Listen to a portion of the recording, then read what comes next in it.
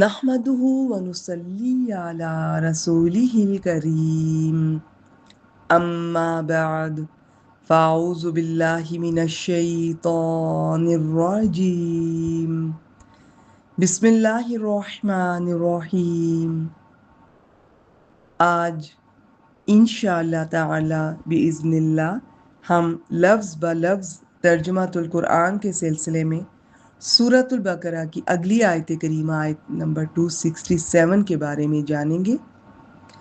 بسم اللہ الرحمن الرحیم یا ایہا الذین آمنوا۔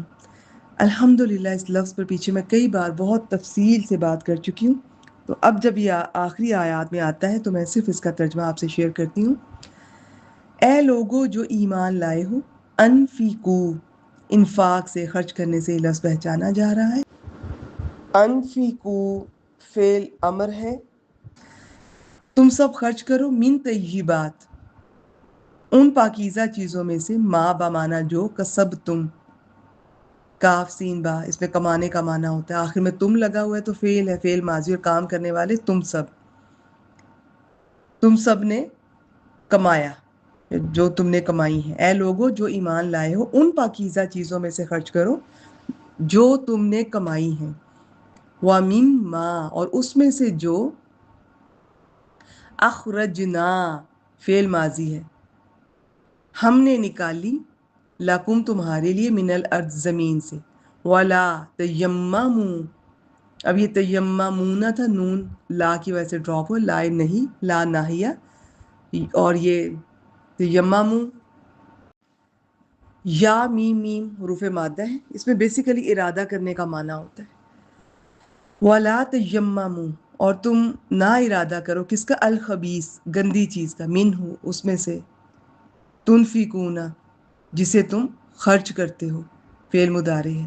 وَلَسْتُمْ، واو حالیہ، حالانکہ لستم تم نہیں ہو، ویسے ہے تم نہیں تھے، لیکن یہ لیسا کی پوری گردان میں یہ آتا ہے، حالانکہ تم نہیں ہو یا نہیں تھے، بِآخِذِی، اسے لینے والے، الا، مگر یہ کہ، ان تغمیدو، اس میں بھی نون تھا آخر میں ڈراپ ہو گیا، تو یہ اس ان کی وجہ سے، غین میم داد، آنکھیں بند کر لینا، مگر یہ کہ آنکھیں بند کر لو، چشم پوشی کرو، فی ہی، اس کے بارے میں۔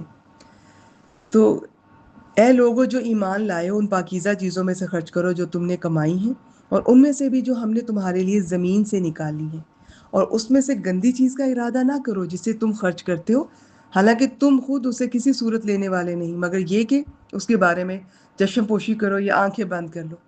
وَاعْلَمُوا، اور جان لو، ان اللہ، بے شک اللہ، غنی حمید، بڑا بے پرواہ، بے حد خوبیوں والا ہے۔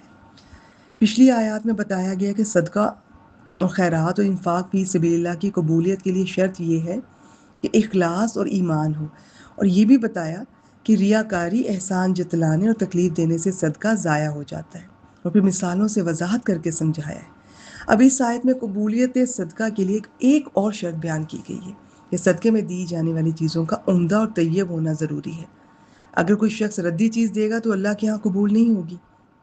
حضرت براء بن عازب رضی اللہ تعالیٰ عنہ فرماتے ہیں کہ یہ آیت ہم انصار کے بارے میں اتری، ہم کھجوروں والے تھے، تو ہر آدمی اپنے درختوں میں سے زیادہ یا کم درختوں کے مطابق لے کر آتا تھا، کوئی آدمی ایک خوشہ، کوئی دو خوشے لا کر مسجد میں لٹکا دیتا۔ اہل صفہ کے پاس کھانے کو کچھ نہ ہوتا تھا، تو ان میں سے جب کسی کو بھوک لگتی وہ خوشے کے پاس آ کر اپنے عصا سے ضرب لگاتا، تو اس میں سے نیم پکی ہوئی یا پکی ہوئی کھجوریں گر پڑتی ہیں اور وہ کھا لیتا۔ کچھ لوگ جنہیں نیکی میں رغبت نہ تھی وہ نکمے اور ردی خوشے لے آتے، اور ایسے خوشے بھی جو ٹوٹے ہوئے ہوتے اور انہیں لٹکا دیتے۔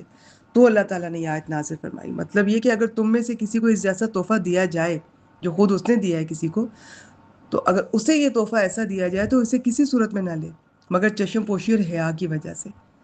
حضرت براء فرماتے ہیں اس کے بعد ہم میں سے ہر ایک اپنی سب سے عمدہ چیز لے کر آتا ہے، جامعہ ترمذی 2987۔ گو شان نزول میں نفل صدقے کا ذکر ہے، مگر یہ حکم فرض زکوٰۃ اور نفل صدقے دونوں کو شامل ہے۔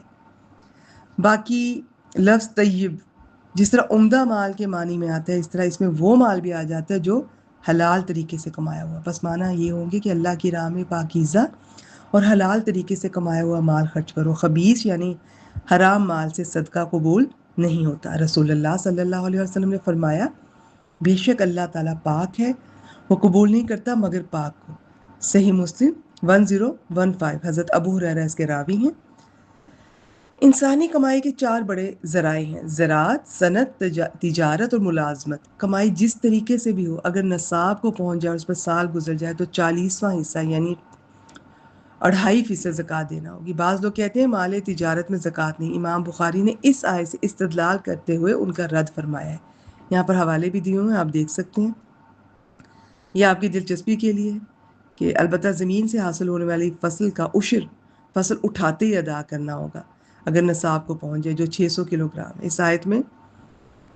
تو یہاں جو ہے نا وَمِن مَا أَخْرَجْنَا لَكُم مِّنَ الْأَرْضِ سے مراد فصل پر عشر یا نصف عشر ہے۔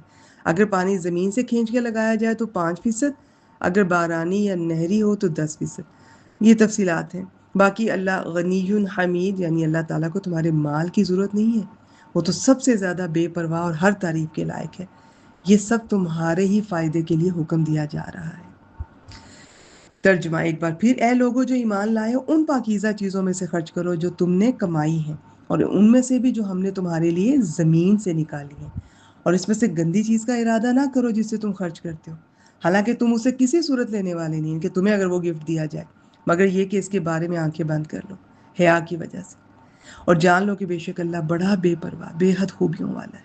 وآخر دعوانا ان الحمد للہ رب العالمین۔